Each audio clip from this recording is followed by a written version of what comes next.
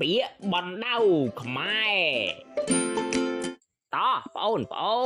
ឥឡូវនេះយើងមកសាកល្បងប្រាជ្ញាឆ្លើយនៅពាក្យបណ្ដៅខ្មែរជាមួយបងទន្សាយទាំងអស់គ្នាបងនឹងស្ដាប់2ដងហើយមានពេល10វិនាទីដើម្បីគិតរកចម្លើយដែលត្រឹមត្រូវតែមួយគត់ចកពីលើក្រពើពីក្រោមចកពីលើក្រពើពីក្រោមកមនុស្សដេកក្នុងមុងខមនុស្សដេកលើគ្រែគមនុស្សធ្វើម្ហូបខមនុស្សអង្គុយលើកៅអី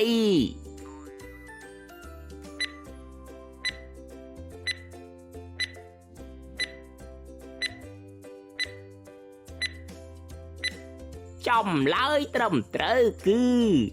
កមនុស្សដេកក្នុងមុង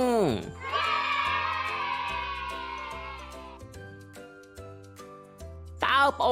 ងធ្លាប់គេងក្នុងមុងដែរឬទេតើមុងជួយការពារយើងអំពីសត្វអ្វីបើចង់សាកល្បងឆ្លើយពាក្យបណ្ដៅថ្មីសូមចូលទៅកាន់វីដេអូបន្ទាប់